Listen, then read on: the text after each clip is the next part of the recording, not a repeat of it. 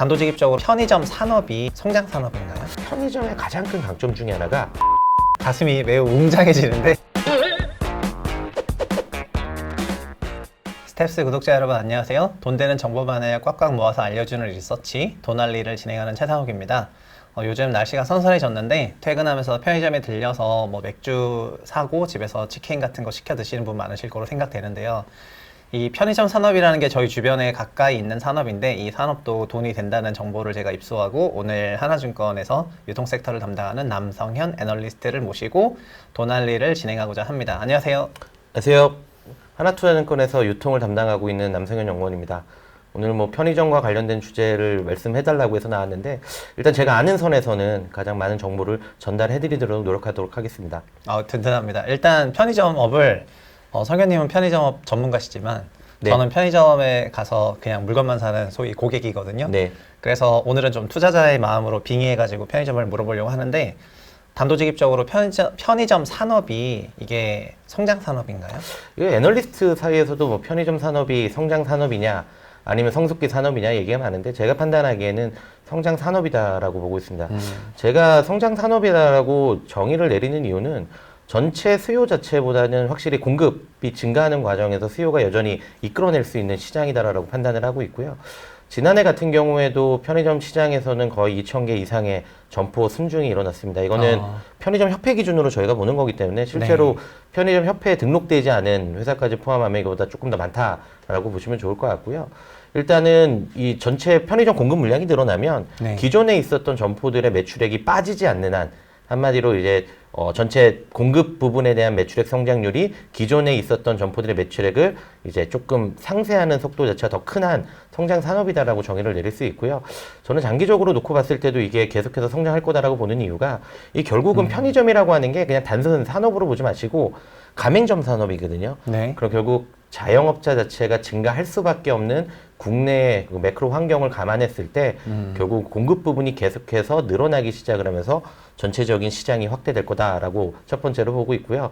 두 번째로 중요한 거는 결국 수요 부분인데 뭐 아시다시피 편의점은 저희가 근거리형 채널이라고 불립니다. 한마디로 1인 가구 수가 증가하기 시작을 하면서 전체적인 직갱력 자체가 더 확보될 거다라고 보고 있는데 일단은 뭐 통계청에서 예상했던 것보다 1인 가구 증가 속도 자체가 확실히 더 빠르게 증가하고 있고요. 그렇죠. 이 1인 가구 증가 측면에서 이제 사람들이 조금 오해하시는 분들은 이 결혼을 못 하시는 분들만 1인 가구가 된다라고 생각을 하시는데 사실은 고령화 계층이 증가하면서 네. 저희 배우자들이 뭐 안타깝게도 좀 일찍 세상을 떠나시거나 네.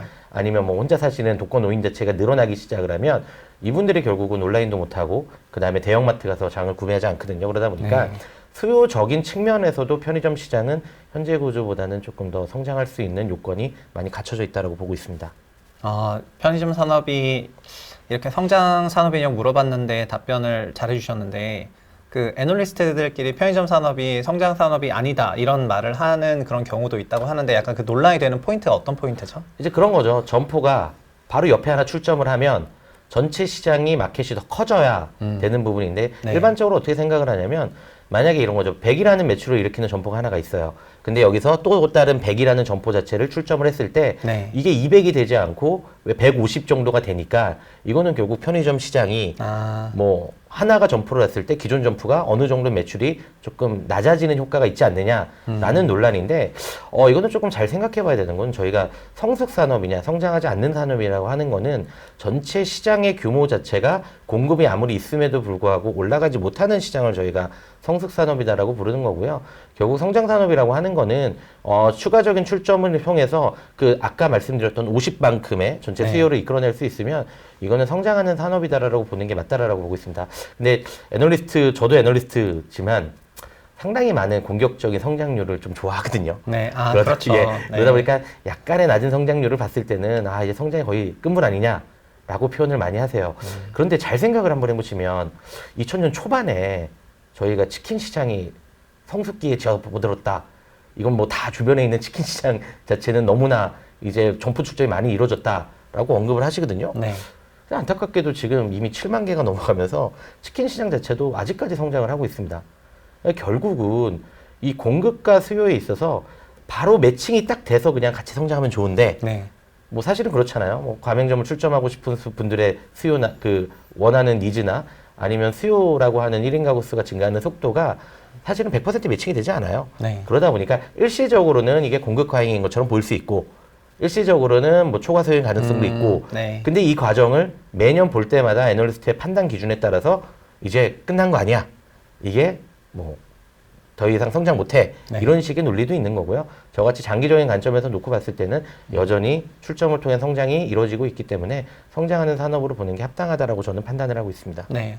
사실 아까 답변 중에서 단순히 편의점 수 증가라던가 그런 부분만이 아니라 인구 사회학적인 구조 부분을 약간 얘기하셨고 네. 1인 가구도 얘기하셨는데 저도 부동산 섹터를 분석을 할 때 네. 가구가 주택 소유의 기본이기 때문에 1인 가구 역시 주거 소유로 나타나고 주거 수요로 나타나게 되는데 근데 그런 부분에서 1인 가구를 많은 분들이 젊은 사람만이라고 생각하시는데 사실은 노령층 1인 가구 증가 속도 엄청나잖아요. 맞습니다. 예. 그래서 특히 더더욱더 이 편의점 산업이 지근거리 산업이니까 그 이동이나 이런 부분에 어떤 핸디캡을 갖고 있는 경우도 있을 수밖에 없는데 편의점 산업이 점점 더 많이 설치될 거라는 생각이 좀 강하게 드네요. 설명을 들어보니까는. 예, 맞는 말씀입니다. 이제 편의점이라고 하는 게 보통 저희가 출점에 대한 거리 제한 규제라고 하는 게 사실은 뭐 자율 출점 규제라는 것밖에 없어요. 근데 편의점의 매출액에 차지하는 한 50% 정도가 담배 매출이거든요. 그러다 네. 보니까 담배 매출권을 확보할 수 있는 점포 간의 거리 출점 규제 자체를 저희가 두고 있는 거고요.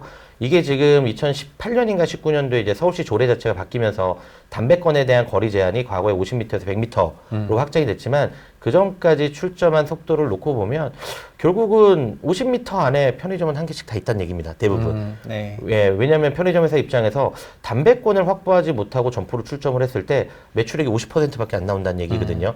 그러면 말씀하셨던 근거리 채널로서 50m 앞에 바로 있으니까 1인 가구 수, 특히 고령화 계층의 1인 가구 수가 늘어나면 결국은 이쪽 채널을 통해서 뭔가 소비 활동을 불러일으킬 만한 요소는 계속해서 증가할 수밖에 없는 구조다라고 저는 보고 있습니다. 네. 그러면 좀 질문을 바꿔가지고요. 아까 매출 얘기하셨는데 네. 아마 저도 궁금한데 편의점은 매출 구성이 좀 어떻게 되는지 주로 어떤 부분이 큰 매출을 차지하는지 아까 담배를 얘기하셔가지고 이미 네. 정답이 나오긴 했지만 담배 말고 다른 부분 또 최근에 어떤 부분에서 매출이 좀 올라간다거나 그리고 이렇게 매출이 일어나면은 또 이게 가맹점 사업이라고 하셨는데 소위 가맹점주나 또 편의점 관련 기업들은 어떤 식으로 매출을 인식하는지 간단한 그 구조를 네. 설명해 주시면 좋을 것 같아요. 이게 편의점은 말씀드렸던 것처럼 한 50% 정도가 담배 매출로 구성이 돼 있고요.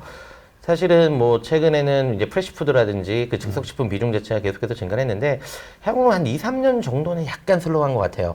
그 이유 중에 하나가 뭐 정확하게 따져보면 편의점에서만 구매할 수 있는 제품군들, 뭐 삼각김밥이라든지 도시락류 이런 거에 대한 네. 판매량이 조금 슬로우하고요. 나머지는 워낙에 HMR이라든지 제조업체에서 만드는 제품군의 공급 물량 자체가 늘어나다 보니까 이쪽 부분이 같이 증가를 하면서 즉석식품 쪽에 대한 비중 자체가 조금 늘어나고 있고요.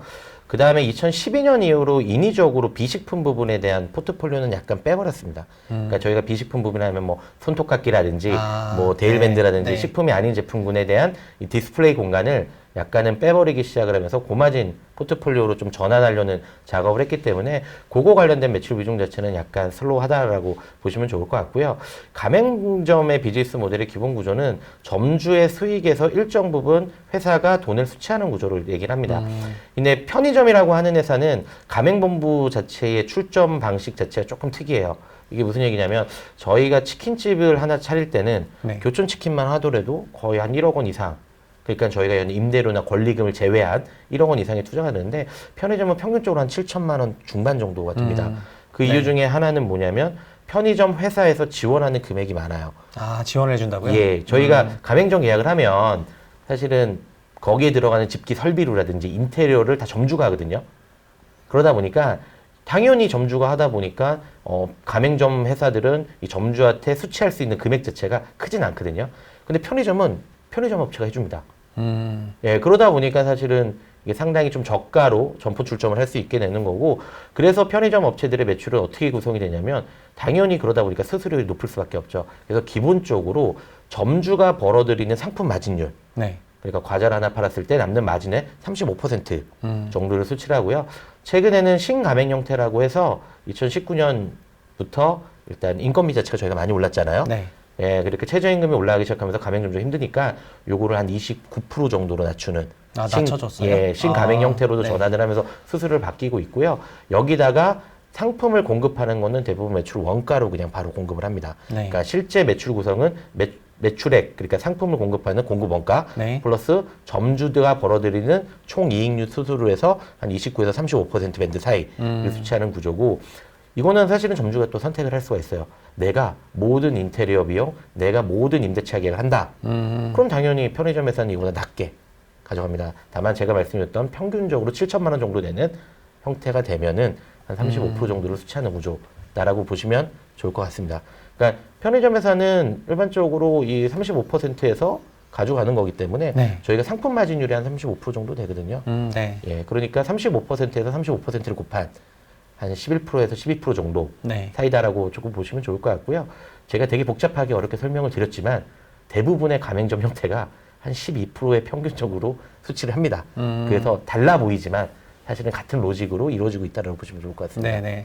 그러면 편의점 업체 입장에서는 일단 점포 수가 많은 게 확실히 유리하긴 할 것 같고, 네, 맞습니다. 그리고 점포당 매출액이 늘어나는 부분도 분명히 유리할 것 같은데, 맞습니다. 예. 그래서 저희가 산업적으로 편의점은 봤는데, 그럼 국내에 상장된 편의점 기업은 어떤 부분이 있고, 그리고 회사마다 혹시 좀 다른 전략들이 있는지 좀 듣고 싶은데요.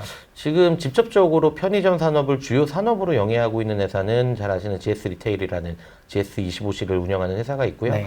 그다음에 CU를 운영하고 있는 BJF 리테일이 네, BJF 있습니다. 리테일이 CU, 예. GS25가 GS 예. 리테일. 그다음에 네. 간접적으로 저희가 뭐 직접적으로 메인 사업은 아니지만 롯데지주가 세븐일레븐을 운영을 하고 네, 있고, 롯데지주가 세븐일레븐 운영하고 예, 있고요. 이마트가 이마트24를 일별 개별 사업 부분으로 좀 가지고 있는 형태다라고 보시면 좋을 것 네. 같습니다.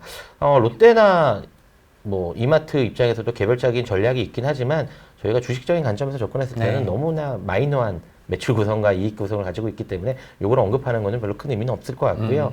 크게 GS 리테일 같은 경우에는 최근에 GS 홈쇼핑하고 합병이 7월 1일부로 네. 이어지기 시작하면서 오프라인 비즈니스 모델에서 온라인까지 확장할 수 있는 옴니채널 형태로 사업 부분을 구축하기 위한 전략적 행보를 계열사 합병을 통해서 이루고 있다라고 보시면 좋을 것 같고요. 네. BJF 리테일은 결국은 편의점 사업에서 반드시 들어갈 수밖에 없는 로지스틱스하고 그다음에 상품을 공급하는 BJF 푸드의 역량을 집중하는 부분을 한 수년간 해왔습니다. 네. 그거에 따른 이제 투자의 결과물이 거의 뭐 지난해부터 발생을 하기 시작하면서 조금 달라지는 모습으로 좀 바뀌고 있는 형국이다라고 보시면 좋을 것 같습니다.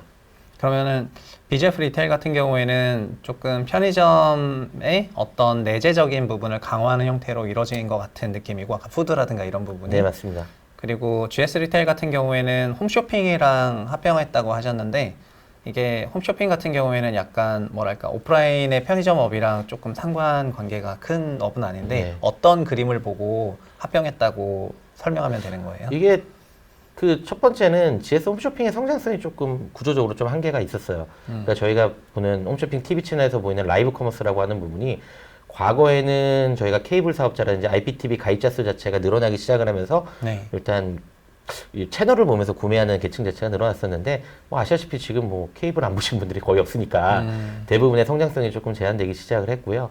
그러다 보니까 이쪽에서 결국 힘을 실었던 게 모바일 커머스라고 하는, 그러니까 모바일을 통해서 네. 홈쇼핑에서 판매되는 제품군들을 연계해서 구매하는 네. 온라인 시장이 대응을 했다라고 보시면 좋은데, 이게 뭐 아시는 소셜 커머스라든지 오픈마켓 업체들이 워낙에 공격적으로 전체 시장 지배력을 확대하기 위한 그렇죠. 예, 판촉 행사라든지 물류 인프라를 구축하다 보니까 사실 경쟁력이 조금 많이 미미해진 게 사실이에요. 그러다 네. 보니까 홈쇼핑이라는 업체 자체는 돈이 많이 안 들어가고 이익 창출 능력 자체는 연간 뭐 1,500에서 1,600억 정도 되다 보니까 네. 결국 그 돈을 활용할 수 있는 추가적으로 비즈니스 구조를 결합을 해야 된다는 생각이 일부 강했던 것 같고요.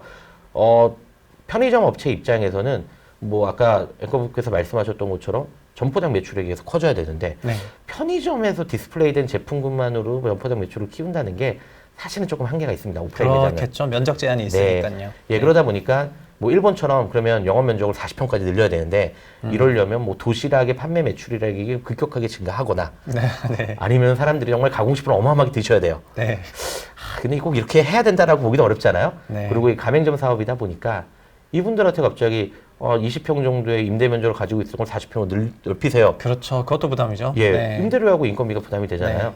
그러다 보니까 결국은 오프라인하고의 시너지를 낼 수 있는, 특히 모바일 커머스하고 결합할 수 있는 모델을 우리가 한번 구축해보는 게 어떠냐라는 부분에서 네. 저는 시작을 한 것 같고요. 그렇다면 굳이 같은 계열사에서 합병은 하겠는데 편의점하고 이커머스하고 합치는 게 무슨 의미가 있느냐라고 보실 수 있는데, 편의점의 가장 큰 강점 중에 하나가 물류입니다. 이게 되게 좀 생소하신 얘기일 수가 있어요. 최근에 지금 아마 회자가 되고 있는 부분 중에 하나가 SPC의 물류 대란 얘기를 조금 들어보셨을 거예요. 네. 이 SPC가 물류 대란이 일어나다 보니까 결국 가맹점주가 빵을 못 받아요. 그러니까 타격이 엄청 크죠. 네. 근데 이 빵을 왜 못 받는 게 타격이 크냐? 왜냐면 파리바게뜨는 하루에 3번 정도 빵을 받거든요. 네. 그러니까 한마디로 물류망 자체가 상당히 촘촘하게 돼 있습니다. 그렇죠. 근데 SPC라고 하는 파리바게뜨가 3,000여 개의 매장을 가지고 있거든요. 네. 근데 편의점은 각사가 15,000개를 가지고 있는데 무조건 하루에 2번 이상의 물류 공급을 해야 됩니다. 네. 이 얘기는 뭐냐면 네. 15,000개를 가지고 있는 편의점은 앞서 말씀드렸다시피 우리 집 근처에 50m 안에 대부분이 있습니다. 근데 하루에 2번씩 공급이 돼요. 그러면 사실은 이커머스 쪽에서 상품을 구매해서 소비자한테 전달하는 과정이 집 앞까지는 공급하지를 못하지만 네. 물류망을 활용했을 경우에는 대한통운을 활용하거나 자체 쿠팡의 로지스틱을 이용하는 것보다 훨씬 더 좋은 물류 서비스를 거의 집 앞은 그러니까 집은 아니지만 집 앞까지 논다는 거죠. 앞까지 공급할 네. 수 있는 구조로 갈 수 있고요. 두 번째로 편의점 업체 입장에서는 편의점에서 우르를 팔 수는 없잖아요. 네. 근데 온라인 GS 홈쇼핑에서 우르를 구매해서 편의점에서 픽업을 하면서 점주는 이 물품을 보관하고 있다가 고객한테 전달하는 과정에서 수수료 매출이라는 부분이 잡힙니다. 네. 그러니까 한마디로 돈이 더 되는 거죠. 여기서 지금 우르라고 하니까 뭔가 막연하게 안 와닿지는데 그럼 단적으로 하나 예를 들어 드리면 온라인상으로 지금 이송이 불가능한 제품이 하나가 있습니다. 뭔데요? 바로 주류입니다. 아, 예, 주류는 지금 주류법상이 바뀌어서 전통주에 대해서는 저희가 온라인으로 구매가 가능해요. 네. 막걸리는 가능하다는 네. 얘기죠. 하지만 위스키라든지 맥주 이런 거는 공급이 불가능하거든요. 근데 온라인에서 내가 정말 먹고 싶은 주류가 있다라고 해서 구매를 하면 내 근처에 있는 편의점에서 픽업이 가능합니다. 그러면 점주 입장에서는 굳이 막대한 냉장고에다가 맥주 디스플레이 하지 않고 이 주를 원할 때만 잠깐 보관하고 있다가 소비자한테 공급하면서 매출이 발생하는 구조가 되는 거죠. 그렇네요. 예, 네. 그러면 이 한정된 디스플레이 공간 안에서의 추가적인 매출 자체가 발생을 하다 보니까 네. 훨씬 더 유리한 구조로 가는 거고, 이게 사실은 이 구조가 구축이 되면 경쟁사 대비해서 가맹점주 입장에서는 취급할 수 있는 상품군이 훨씬 더 커지고 네. 점포당 매출이 늘어나죠. 그러면 이게 결국은 어느 정도의 서비스 매출 구조가 확대가 되면 점주 입장에서는 내가 추가적으로 픽업을 할 수 있는 영업 면적 공간을 더 크게 네. 해야 될 니즈 자체도 확장될 수 있기 때문에 결국은 GS 홈쇼핑이 조금 성장력이 떨어지는 모바일 커머스를 살리는 부분 측면, 그 다음에 우리 편의점의 오프라인 리테일을 좀 강화하는 측면에서 결국 사업적 결합을 했다라고 좀 판단을 해보시면 좋을 것 같습니다. 네. 일단 뭐 설명을 들어보니까 약간 소름이 끼치는데 지금 당장은 아니지만 좀 길게 보자면은 이런 온라인하고 오프라인이 합쳐져서 오프라인 촘촘한 유통망을 활용해서 이걸 여러 가지로 응용해 보는 그런 시대가 되면은 아까 말씀하셨던 것처럼 그 면적도 늘어나는 그런 부분이라든가 등등 추가적인 매출 발생하면서 점주도 좋고 기업도 좋고 이런 그림 펼쳐질 것 같은 그런 느낌이 많이 드네요. 이게 내년으로 가면 사실은 좀 재밌는 얘기가 있는 게 저희가 편의점에서의 가장 큰 매력도 하나가 뭐냐면 또 하나는 신선식품, 그러니까 냉장하고 냉동 보관식품 창고를 가지고 있습니다. 뭐 아시면 저희가 가면 냉장하고 냉동 저희가 냉장고가 있잖아요. 네. 그 사실은 온라인에서 식품 부분을 구매한다라고 했을 때 가장 큰 리스크는 너무 더운 날씨에 냉장 냉동식품을 전달하기 자체가 사실은 어려워요. 그러다 보니까 기존의 온라인 업체들이 아무리 배송 포장 자체 기술이 발달을 해서 뭐 얼음팩, 아이스팩을 넣는다고 하더라도 내년부터 시장이 바뀌는 것 중에 하나가 저희가 얘기하는 탈플라스틱 정책, 그러니까 바이오플라스틱이라고 하는 이런 플라스틱류에 대한 제품군에 대한 저희가 생산 비중이라든지 사용 비중을 낮추려고 하는 게 정부 의도고, 이 부분에 있어서 그럼 이거를 누군가는 보관을 해서 픽업해서 안정적으로 공급할 수 있을 만한 채널의 중요성이 부각이 될 수밖에 없을 거다라고 보고 있습니다. 네. 그러면은 이런 기반 시설 자체를 미리 구축해 있는 편의점 업체들이 이런 부분에서 대응해 주기는 사실은 되게 유리한 측면이 있고요. GS 리테일은 이것도 모자랄 거다라고 생각을 하고 계세요. 그래서 다크스토어라고 하는, 그러니까 MFC라고 요즘에 조금 불리긴 하는데 마이크로 풀필먼트라고 해서 집 근처 쪽에 한 200평 정도 되는 냉장 냉동 보관 시스템을 구축해서 상품을 전달할 수 있는 이제 채널 자체도 구축하려는 작업을 하고 있고요. 여기서 조금 무서운 점이 뭐냐면 소비자는 나 그래도 귀찮아. 나 그래도 귀찮아. 나 편의점 가가지고 픽업 안 할래. 네. 이런 분들은 그냥 네. 예전의 방식으로 배송을 해주는 거예요. 다만 네가 집 앞에서 픽업을 하면 조금이라도 베네핏을 주셔야 되잖아요. 왜냐하면 네. 사실은 물류 비용이 소비자의 노동력에 의해서 상쇄가 되는 구조예요. 정확하게 부가가치가 없어지는 게 아니라. 네. 그러다 보니까 약간의 디스카운트 요소를 발휘하면서 제품 가격을 조금 떨어뜨리는 구조로 갈 수밖에 없습니다.